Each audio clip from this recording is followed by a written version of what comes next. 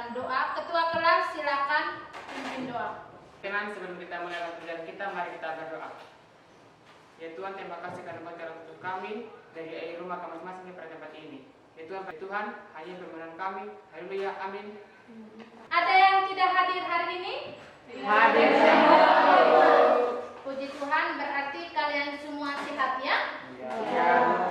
Baik, sebelum kita mulai pelajaran, Ibu minta kalian berdiri semua. Kita tepuk semangat. Tepuk semangat. Semangat terus. Terima kasih. Silakan duduk. Masih ingat dengan pelajaran kita minggu lalu? Masih. Ada yang bisa menjelaskan pelajaran kita minggu lalu tentang apa? Ya, silakan Aiki. Pelajaran minggu lalu tentang ikatan ion, yaitu ikatan yang terjadi antara unsur logam dan non-logam. Ada yang punya jawaban lain? Ya, Elsa silakan. Ikatan ion adalah ikatan yang terjadi karena adanya serah terima elektron. Ikatan kimia juga terjadi sesama unsur non-logam, yaitu namanya ikatan kovalen. Di situ terjadi pemakaian bersama pasangan elektron. Tujuan pelajaran kita hari ini yaitu untuk secara pengetahuannya, yang pertama, kalian diharapkan bisa membedakan mana ikatan kovalen, mana ikatan kovalen berangkat 2, mana ikatan kovalen berangkat 3, dan ikatan kovalen koordinasi. Dan yang kedua adalah kalian bisa menganalisis sifat kepolaran dari suatu senyawa kovalen. Silakan kalian perhatikan gambar yang ada di depan. Dari gambar yang kalian amati, kira-kira apa yang kalian lihat di situ? Satu orang, Tia, silakan. Gambar tentang orang yang sedang menghirup oksigen dan orang yang sedang meminum air. Sekarang kita belajar bagaimana proses pembentukan dari air dan oksigen. Bisa, itu yang kita pelajari saat ini. Sekarang kalian perhatikan beberapa gambar. Sebelum mengamati beberapa gambar, ada aturannya selama proses belajar kita saat ini. Yang pertama, kalian mengamati gambar. Setelah kalian mengamati gambar, kalian itu harus menganalisis masalah yang ditemukan dari gambar tersebut. Bisa? Terus, cara menganalisisnya kalian buat dalam bentuk pertanyaan. Itu yang pertama kegiatan kita hari ini. Yang kedua, kalian diskusi dalam kelompok. Yang ketiga, kalian harus berdiskusi itu secara aktif karena Ibu akan mengambil nilai keaktifan kalian selama proses diskusi berlangsung. Dan yang ketiga, hasil diskusi kalian akan dipresentasikan di depan kelas. Itu setiap kelompok wajib mempresentasikan hasil diskusi kelompok. Sekarang kalian duduk dalam kelompok. Kelompoknya itu seperti kelompok minggu lalu yang kita sudah bentuk. Silakan.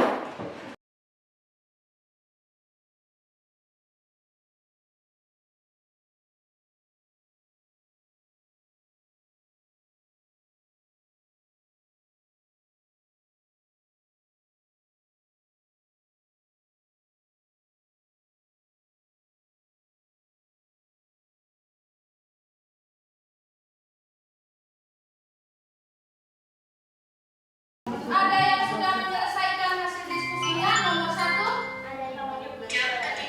Oh, kelompok berapa ini? Kelompok 3. Kelompok 3 akan menyelesaikan soal nomor 1. Mereka akan mempresentasikan ke depan kelas. Kelompok lainnya memperhatikan. Bisa? Kelompok 3 silakan kalian ke depan mempresentasikan hasil diskusi kalian. Akan mempresentasikan hasil diskusi kami tentang tentang bagaimana proses pembentukan senyawa pada senyawa CO2, SO2, dan SO3.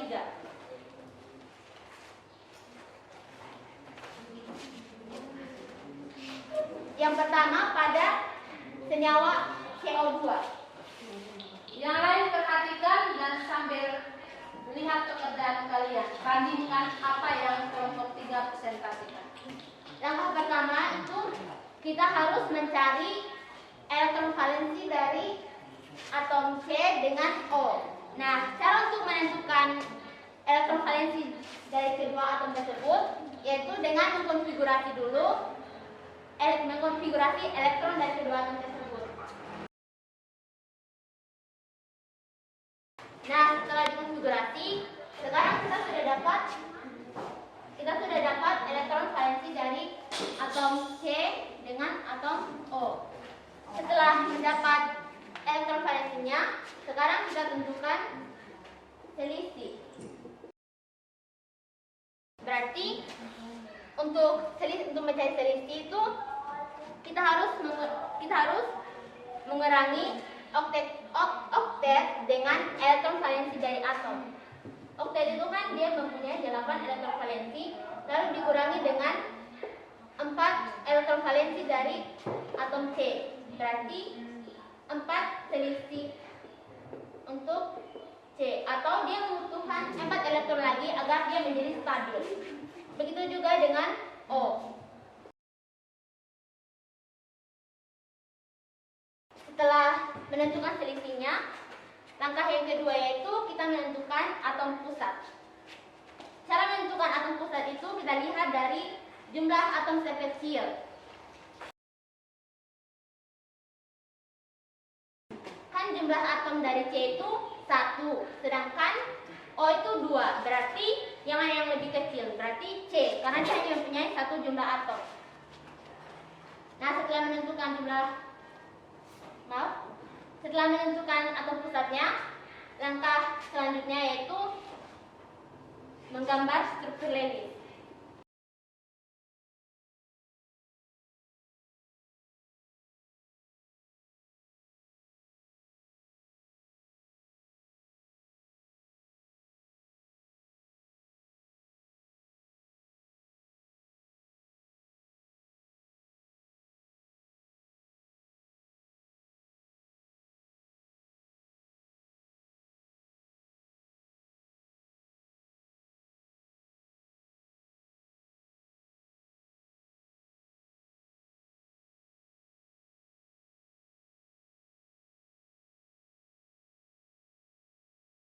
Bisa paham itu yang sudah disampaikan kelompok 3 untuk senyawa CO2? Bisa. Iya. SO3, C2H2, C2H4, dan NH4OH. Semua itu sama juga cara untuk menentukan ikatan kovalen tadi, seperti CO2 dan SO2 yang telah kami jelaskan. Sekian dan terima kasih presentasi kami dari kelompok 3. Ya, tadi kelompok 3 sudah mempresentasikan dengan baik dan lengkap. Kelompok 1 akan mempresentasikan hasil diskusinya. Pertanyaan nomor 2. Silakan.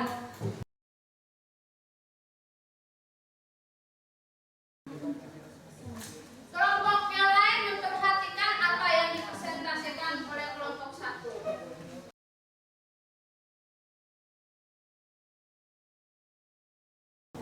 Kami dari kelompok 1 akan mempresentasikan hasil diskusi kami.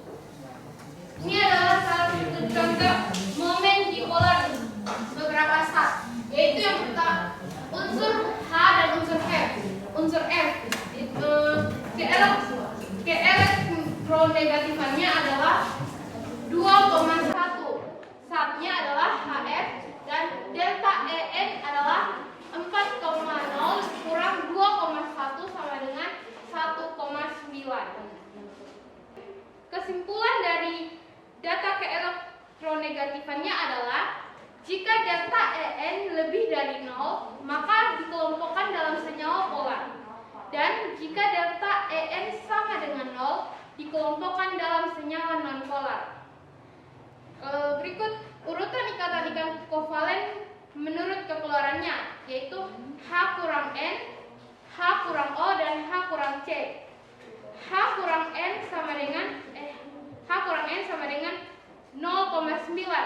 H kurang O sama dengan 1,4 dan H kurang C sama dengan 0,4. Urutan kekeluarannya adalah Hn sama dengan 0,9, HO sama dengan 1,4 dan Hc sama dengan 0,4. Yang nomor 5, untuk setiap pasangan ikatan kovalen berikut, manakah yang lebih polar? Ada opsi A, C kurang 0 dan C kurang N. Yang lebih polar adalah C kurang 0 sama dengan 1,0 karena selisih keelektronegatifan lebih besar. Berikutnya opsi B, B kurang 0 dan P kurang S, yaitu B kurang 0 sama dengan 1,5. Yang terakhir C, P kurang H dan P kurang N, yaitu PN. P kurang N sama dengan 0,8. Demikian hasil presentasi kita. Terima kasih. Kita berikan tepuk tangan. Ada yang bisa menarik kesimpulan dari pelajaran kita hari ini? Saya Bu. Silakan Alga. Dari pelajaran kita tentang ikatan kovalen, saya dapat menyimpulkan 3 poin penting. Yang pertama, ikatan kovalen adalah ikatan yang terjadi karena pemakaian bersama pasangan elektron oleh atom-atom yang berikatan. Yang kedua, senyawa yang mengandung ikatan kovalen disebut senyawa kovalen. Contohnya O2, H2, H2O, CO2, dan lain sebagainya. Yang ketiga, kita juga dapat mengetahui jenis-jenis ikatan kovalen, yaitu 1. Ikatan kovalen tunggal, 2. Ikatan kovalen rangkap, 3. Ikatan kovalen rangkap 3, 4. Ikatan kovalen polar, 5. Ikatan kovalen nonpolar. Terima kasih. Kita berikan tepuk tangan untuk Alga. Proses pembentukan senyawa kovalen. Jadi sekarang kalian buka Google Form-nya untuk mengerjakan kuis.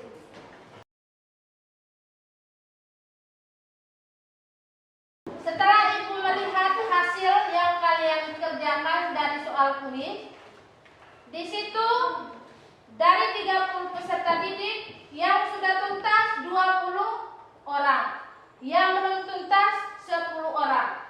Untuk yang belum tuntas, kalian harus mendapatkan tugas tambahan supaya kalian lebih paham lagi. Dan yang sudah tuntas ada materi pengayaan tentang ikatan logam. Tugasnya kalian, tugas rumah, yang pertama kalian itu melakukan percobaan sederhana dengan menggunakan bahan-bahan yang ada di lingkungan sekitar untuk menentukan perbedaan sifat fisik antara senyawa kovalen dan senyawa ion.